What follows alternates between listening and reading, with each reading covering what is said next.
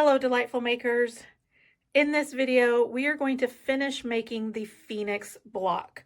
So in the first video, I show you how to make the center unit. The link for that video is below in the description. In this video, I'm going to show you how to make these units as well as these half square triangles, which really are the easiest part of the block. This block is a little more complex. It uses templates and Y-seams for the center. So make sure you check out that video to help with that center unit. The templates are in the description below. You can get the templates by signing up for my newsletter, and the cutting instructions are in the description below. This block does not have a separate pattern. You just need to follow along in the video in order to make the block. So let's get started with making our outside units so we can put the block together.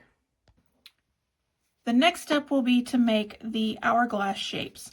Now the hourglass shape is a little bit unique because it has this little square here in the middle. It's not just a plain hourglass.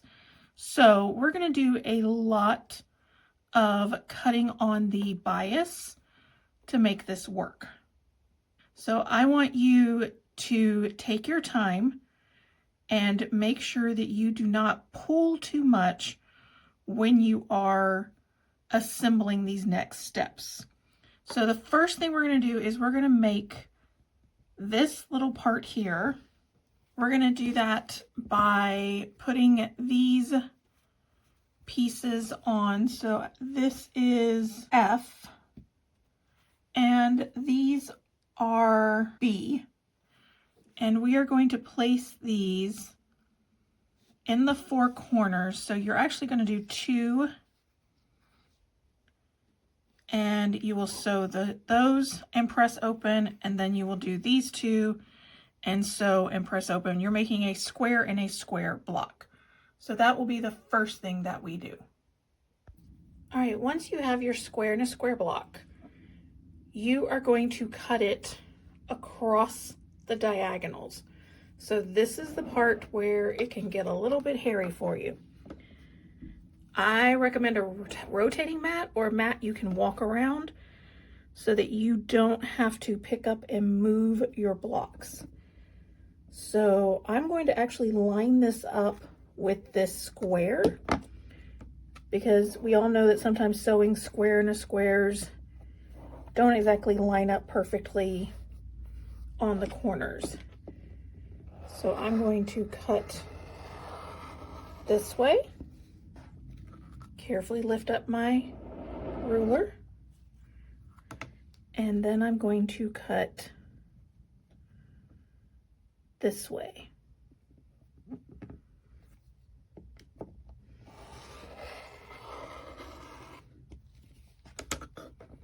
And that is going to give me my little pieces.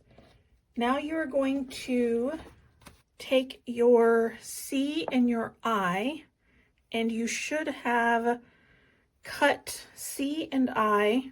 So you cut one, you have one C square, which was at one C square, that you also cut across the diagonal to get 4 triangles. You have 2 I squares that you cut to get your 8 triangles. And now we're going to put it together. So to make one block, you will put these 2 together like this. And then you will put these 2 together like this. So I will sew these 2 together, and then I will sew these 2 together, and then I will sew them into the square. So that is how you will get the hourglass units for your Phoenix block. Your next step will be to take your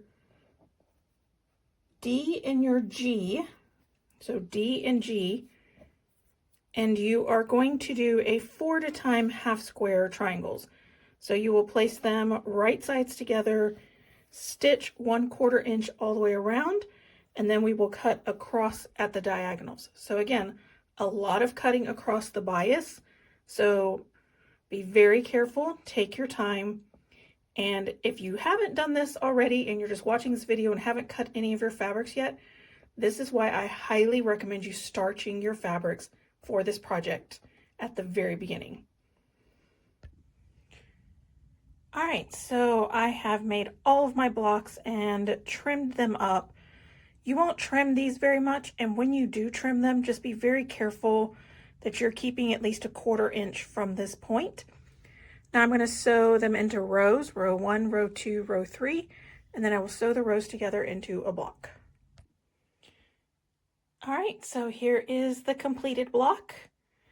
Again, a lot of different skills needed for this one, but you've got this. I believe in you. You can do this. This block is not above your abilities. Just take your time, go slow, and you can do it.